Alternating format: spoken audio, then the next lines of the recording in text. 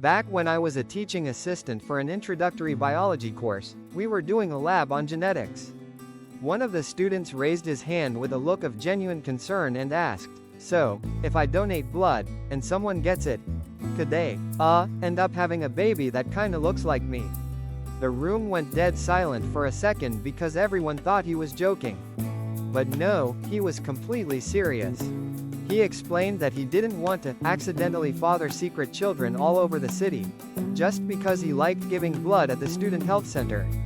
It took me, the professor, and another TA nearly 10 minutes of explaining DNA, blood cells, and basic reproductive biology to convince him that no, giving blood does not turn the recipient into your genetic clone factory. He looked relieved, but also slightly disappointed. My freshman year roommate grew up in a tiny rural town, the kind with one diner, one gas station, and a population small enough to fit in a classroom. One day, I walked into our dorm room to find him staring very seriously at the microwave. Inside was an unopened can of Campbell's soup, metal lid and all. I asked him what he was doing, and he said, "I want it to get extra hot. The pressure inside will make it cook faster." He was literally seconds away from hitting start. I dove across the room like it was a bomb about to go off and yanked the door open. We came this close to blowing up the microwave, the soup, and probably a good chunk of the dorm. When I explained that metal and microwaves don't mix, he just blinked and said, "Oh. Guess that makes sense. Guess it does." In my creative writing class, we had to write a short horror story. Most people went with haunted houses or creepy stalkers. One student decided to go a very different route. His story was about being hunted by a bloodthirsty, man-eating deer. When the professor asked him to explain his logic, the student doubled down. He said, "Well, deer eat plants, right? And some plants are used to make medicine for humans. So technically, deer already consume stuff that's for people. It's not that big a stretch for them to just evolve to eat us." He looked so proud of this theory. The professor just nodded slowly and said, "That's certainly an interpretation. I still think about that deer whenever I drive past a forest at night." One girl in my history class was 100% convinced that World War I and World War II were connected like movie sequels. She literally said, "Yeah, World War I was the prequel, and then they made World War II because the first one did so well with audiences." She went on to explain that it was like a global movie franchise, world leaders being the directors, who wanted to make a bigger, more explosive sequel with better technology and higher stakes. Our professor just stood there, completely silent, for a full minute. Then he slowly turned back to the chalkboard and said, "Okay, moving on." During the final exam for a beginner's astronomy class, one of the essay questions was, "Explain the phases of the moon." One student wrote exactly one sentence: "The moon is shy sometimes." That was the whole answer. No diagrams, no explanation, just that poetic masterpiece. When I was grading papers, I showed it to the professor. He laughed so hard he had to leave the room. He came back a few minutes later, still wiping his eyes, and said, "You know what?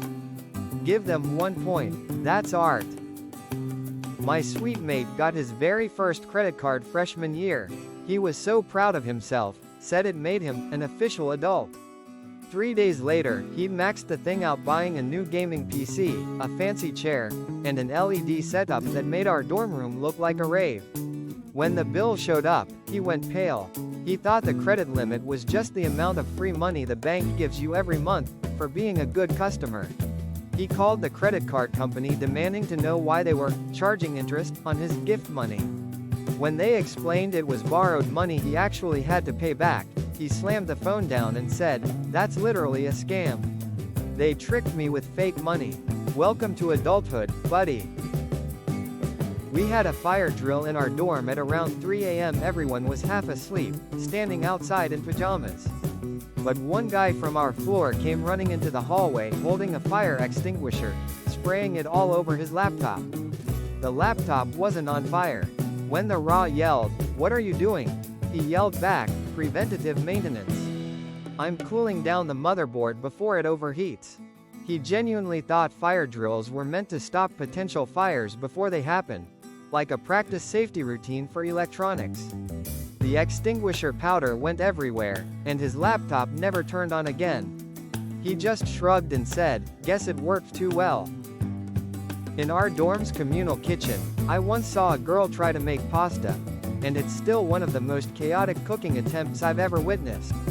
She dumped a pile of dry spaghetti into a pot, poured in some cold water from the sink, then turned the stove on full blast and walked away.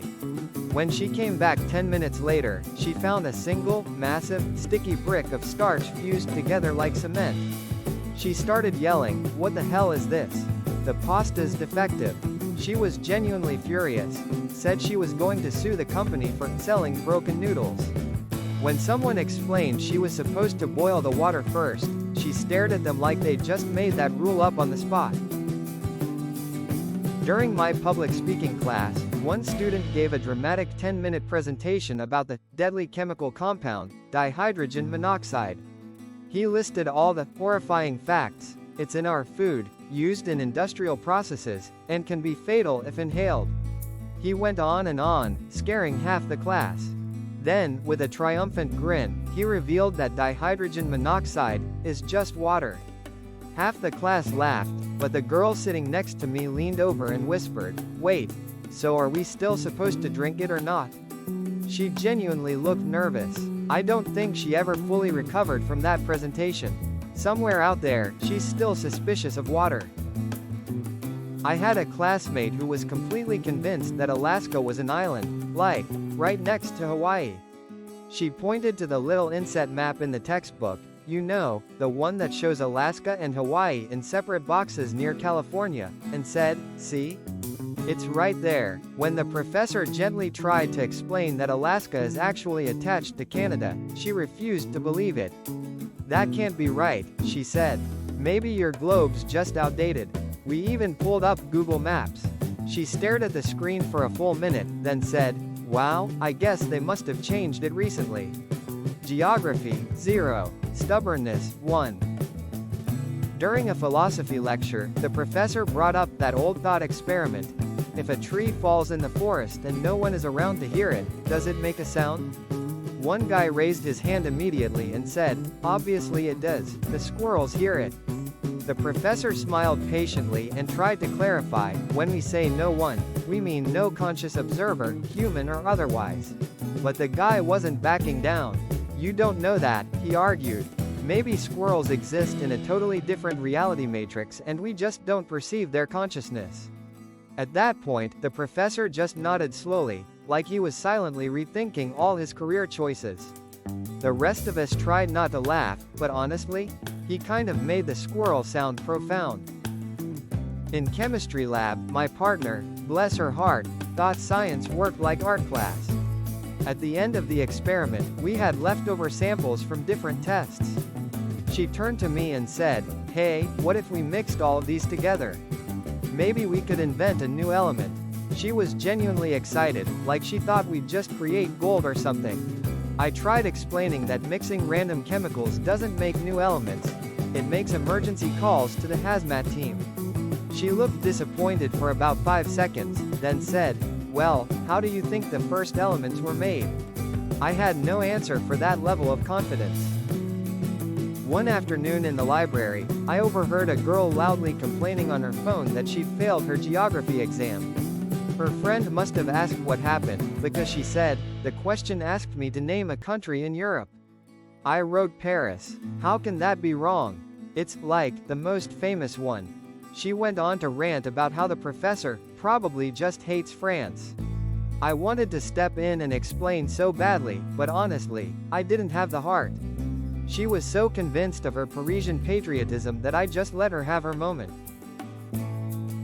A football player in my literature class wrote a paper on Moby Dick that I will never forget. His entire essay argued that Captain Ahab was the hero, because, and I quote, "the whale was a known criminal illegally trespassing in a Hobbs Ocean." He even described Moby Dick as a marine terrorist who needed to be stopped for national security reasons. When the professor asked if he'd read the book, he said, "Of course." It's about a guy defending maritime law from a giant sea criminal. The confidence was incredible. Completely wrong, but incredible. My roommate decided to do his laundry for the first time ever. He didn't have detergent, so he grabbed the next best thing, an entire bottle of Blue Dawn dish soap. 5 minutes later, the laundry room looked like a bubble bath commercial gone horribly wrong. Suds were pouring out of the machine, down the walls, across the floor. It looked like a cloud had exploded indoors. He just stood there watching it spread and said, "Well, at least my clothes will be really, really clean." We spent an hour mopping up, but honestly, the floor never looked shinier. In one of my political science lectures, we were reviewing the 3 branches of government: executive, legislative, and judicial. The professor had barely finished explaining when a student raised his hand and asked, totally serious, "So, which branch does the FBI work for?" The professor replied, "The executive branch." The student nodded thoughtfully, then said, "Okay, but what about the men in black? Is that like a secret 4th branch of the government?" Everyone laughed, thinking he was joking, but his face didn't move an inch. He was completely serious. The professor just stared at him, took a deep breath, and said, "Let's stick with the 3 we know about for now." To this day, I wonder if he still thinks aliens are listed somewhere in the Constitution. When I worked at the campus IT help desk, a girl walked in holding a laptop that looked like it had survived a battle. She said, "My cup holder broke.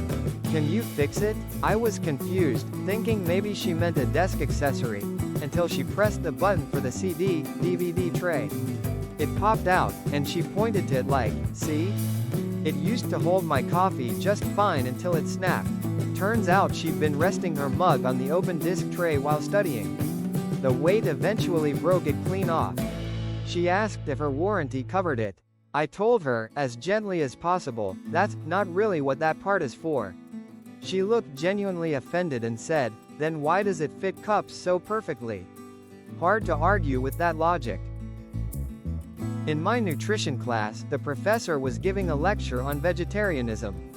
About halfway through, a girl raised her hand and said confidently, "I could never be vegetarian." The professor smiled and asked, "Because you like meat?" She replied, "No, because I love chicken, and they're not even animals. They're birds." You could actually hear the gears in the professor's brain grinding to a halt. After a pause, he said, "And what exactly do you think birds are?" She just shrugged and said, "Not animals, obviously." The professor just nodded slowly, probably deciding it wasn't worth the headache. Somewhere, a biology teacher cried quietly. My roommate once told me he was saving the internet. I thought he was joking, until I watched him go around the dorm room turning off lights, unplugging the TV, and even shutting down the router. When I asked what he was doing, he said, "I'm saving the internet for when I need to game later. If we use it all now, it'll run out and be slower tonight." He legitimately thought Wi-Fi was a limited resource, like phone data or electricity, and that we were using up the data waves. Later, when the internet stopped working, he blamed me for wasting it. I didn't even try to explain. I just let him believe he was conserving bandwidth like some kind of digital environmentalist.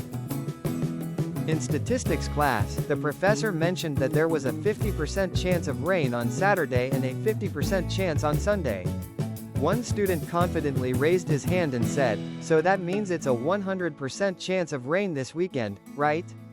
The professor chuckled and said, "No, that's not how probability works." But the student wasn't having it. "What do you mean? 50 plus 50 is 100.